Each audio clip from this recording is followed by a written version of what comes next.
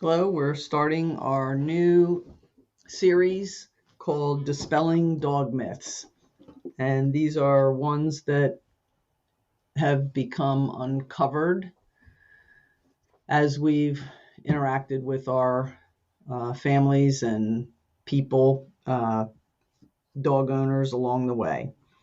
So, we want to start with one of the most popular and frequent ones that we encounter, and that is the assumption or myth that all dogs like or should like every other dog. And that's not true. So, Jenny? I think that we can address this from looking at it through golden retrievers in particular, since that's our breed. And people think of the happy golden retriever as being dog friendly with everybody. And just like humans, they don't like everybody. One thing that I know that we found is that while our dogs are quote unquote friendly, um, it also has to do with who's at the end of the lead with the other dog. So our dogs are well trained, well socialized, around all kinds of other breeds. And I do believe that they get a sense of this dog is out of control, or this dog is coming right into my face. And I don't like that. So there's that moment of, hey, who's in charge here, that causes some issue between dogs. We work really hard at classes with helping people to understand that proper greetings. How do you let your dog greet another dog, or when do you allow your dog to greet another dog? So it isn't even about being friendly. It's more about canine manners. Um, do Yeah. you want to add to that, Nancy? It I think what we found is just by discovery from some of our own dogs that it depends on how the dogs approach them. So, are they breaking some social boundaries by running up in their face? And I know that when I talk to people about this and say, well, do we as people allow somebody to come run, stand right up in our face, touch our noses, and do we let them do that? No, that's a social boundary. And I think dogs have that as well. They have a natural sense of that. You can call it territory. But it becomes our responsibility. It becomes the owner's responsibility. That's what's really surfaced, is to manage the context within which, the environment within which their dogs greet other dogs and allow their dogs to be greeted. And that's become such a challenge now with people because you can take dogs so many different places, and the owners now have to not only be working with their dog, they have to be cognizant of other people and what other people are doing with their own dogs. The classic is somebody's out, right, with their Yes. dog taking a walk, and next thing you know, some dog's coming running up, and the owner in the background is going, my dog is friendly, which at about 90% of the time they're not. And then our people have to deal with the situation.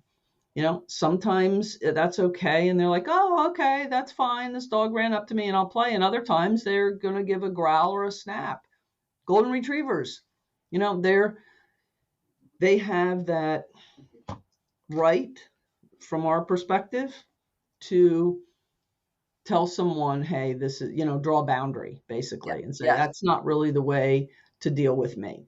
That's part one. And the other part is that not every golden wants to play with every other golden for many, many reasons. Many reasons. Right. Just like, with kids. Yes. I think that, piggybacking on some of what you said too, if you're out for a walk with your dog, your dog is supposed to be on a leash, and when you take classes and you, as we are huge proponents of, like earning your canine good citizen test, passing that, you learn about proper protocols out in the world. So every dog doesn't have to greet another dog while on leash, because the leash really is that you and your dog are a team working together. And if you've taught your dog manners, whether they sit or stand while you're talking to somebody, the biggest thing for some reactivity is, one dog is restrained and the other one isn't. And there's nobody in charge, controlling the situation. So it becomes kind of like a license for the two dogs to go, hey, why are you doing this? And an owner's pulling back, going, no, no. And could be the most friendliest dog in the world that is kind of going, what's going on here? Because the humans aren't in control of the situation. And I think that helping our families understand that when you're out for a walk with your dog, it's you and your dog. And you have to teach your dog those proper manners of when you allow another dog to come into your space. That it's Yeah. not okay, because the first thing is you're trying to teach your dog to walk beside you, be in control beside you, be with you, not pull you.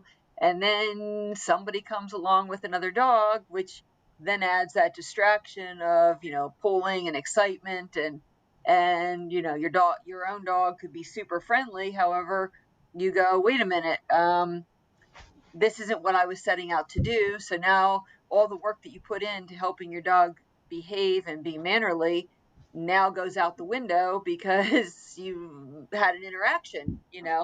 So, there's that piece of, you could have a friendly dog but in that situation where it's like, no, it's not appropriate to have that interaction. Just like, you were saying, Nancy, out in the world, people take their dogs out to restaurants and pubs and you name it, and you have to be in control of your dog, and that's not a place for dogs to be friendly socializing. It's You're in a human Hmm. world. So because naturally dogs generally want to play with each other. However, sometimes it's like, wait, I'm with my human, Yeah. back off. This is my time here. Well, And this just happened when I took what was it, Sage, to the vet this week, yes, and I was outside with her, away from the entrance door, and somebody came out with their golden retriever puppy and another dog, and the lady they were on leashes, and she let the puppy just, she walked right up with them, right up to Sage, and was trying to let her puppy greet her. And, I moved kind of Sage away, but it's very naive. I think you and I were talking about this. Like, what if Sage wasn't feeling well and she's the friendliest dog in the world, but she's not feeling well, especially at a veterinarian's office. yes, And this puppy comes naively running up, sweet little thing, with no control. Like, the owner's oblivious to that potential where Sage could have easily snapped at her, because it's like, stay away. What if she did have, an injury or something like that, or literally right, just didn't feel well, besides yes, the contact yeah, and germ exposure? But that's part of what, and then the lady went on, started telling me about her breeder and blah blah blah blah blah, and what's this, getting in this conversation, mindlessly holding on to the leashes of her two dogs. The other dog had no interest. It was a different breed, small breed. But I think that's, the kind of thing that we still tend to assume, that dogs are just going to take care of themselves, and we can go into our own human world. And this lady could start talking to me without paying attention to her dogs. And I think we're far beyond that in our society. which causes some potential problems. Oh, You know. yeah. And especially, you just don't know. I mean, going back Yep. to that situation there, here you can, put into context at the vet's office generally is a highly stressful situation with Yeah. Yeah. whatever reason that a dog, the most friendliest dog, may not be a happy camper here. And you have to Yeah. be in control of your own dogs. The same thing goes with play dates and, Yeah. different stages in a dog's life of what they're going through and having a puppy play date, a dog play date, and how that's happened. Dogs are territorial. So, if an out of control dog comes running in and grabs your dog's favorite toy, your dog may not be happy about that. It could be, might be, oh, yay, we're playing chase, let's go. And that really is, how do you introduce two dogs and, um, you know, become those playmates together and then having the knowledge to say, just like with kids, it's time to be done. You're tired, you're cranky, somebody is going to get mad, Right. and we need to end it on the positive note. You, the human, is the one in charge of that. And then to go, wait, I might be best friends with the human, but our two dogs aren't always happy together. So you have to go, that's okay. It's okay that our dogs don't they could be together on a leash Yeah. and quiet time or bones. Oh my goodness. How many times have we heard, that dog, my daughter's dog, my friend's dog came over and took my dog's bone and they growled and snapped at each other. Well, yeah, it's like my favorite toy. It's really, you could have the most friendliest dog, going back to Sage, who absolutely loved puppies. Well, she's 11 and a half. She's tired of puppies being in her face. She's tired of, Yeah. she's like, I love I'm them, but, done. away somewhere else. And I think Yeah. there's that just myth, Yeah. assumption that, my dog's friendly at home, so they're going to be friendly everywhere, and everybody else is going to be happy, happy, happy. Where you have many that are just like, no, Yeah. no, I'm an introvert. I don't want something in my face, and that's okay.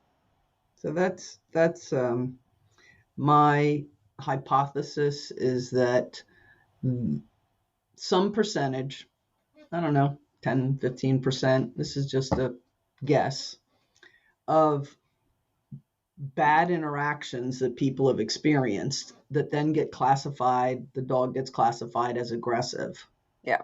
are from these kinds of outcomes from these situations where they weren't managed properly and the people didn't know. Let's give them credit. It's for being naive and a lack of information and education on what to do and how to introduce dogs and then how to manage that time so that when they're tired, like you're talking about, that we stop and take care of the dogs, separate them, whatever. We just had this, with helping couple of our families manage puppy play dates and how, the couples, the adults wanted to get to know each other and spend some time. And that's great. But they got together to get the puppies together.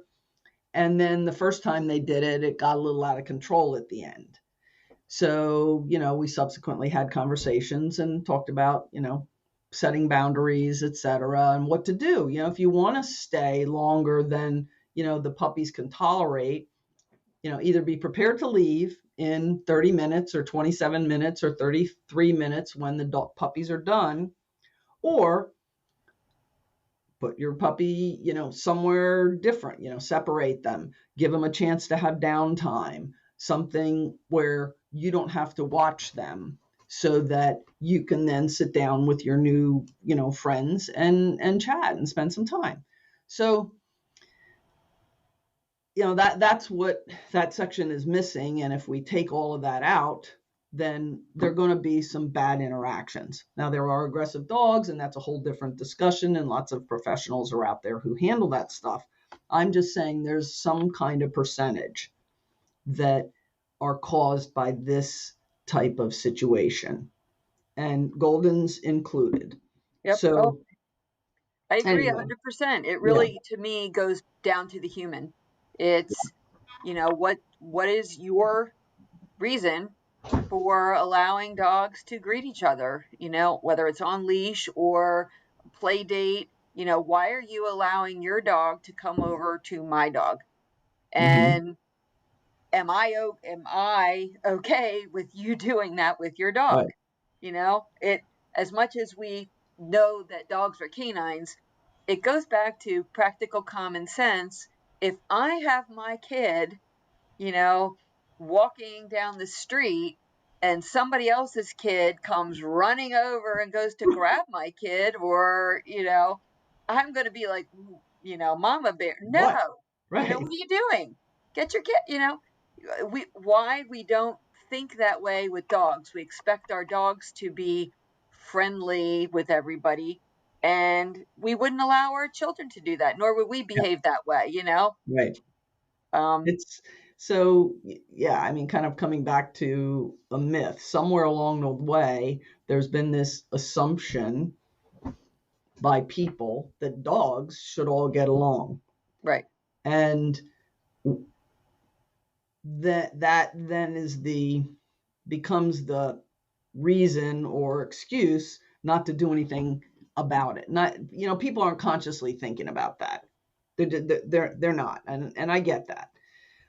That's part of what we're trying to do, is raise some awareness here that that's the case. And the other is the choice of, there are dogs that have certain buddies and friends, and that they play together the way they play, which is works out really well, and they're compatible.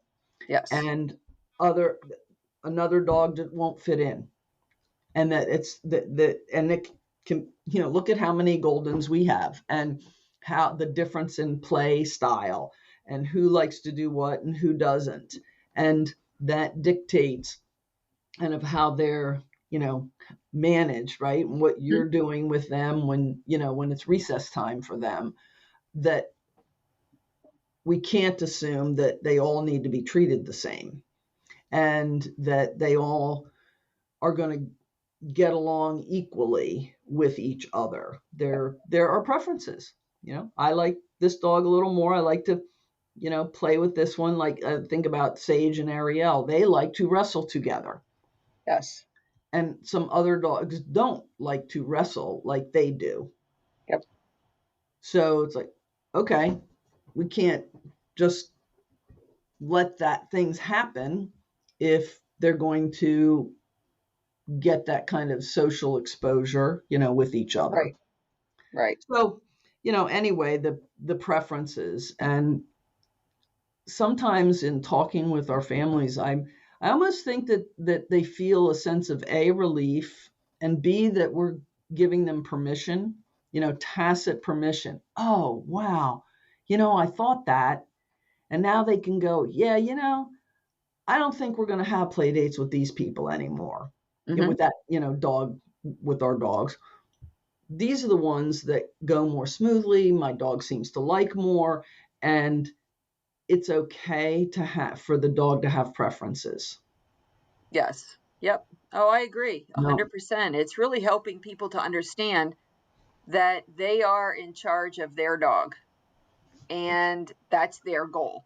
And who do yeah, you allow into your world with your dog? yeah, And giving them that understanding of, you can be in charge. hmm, And right, that's a whole nother conversation in yeah, and of itself.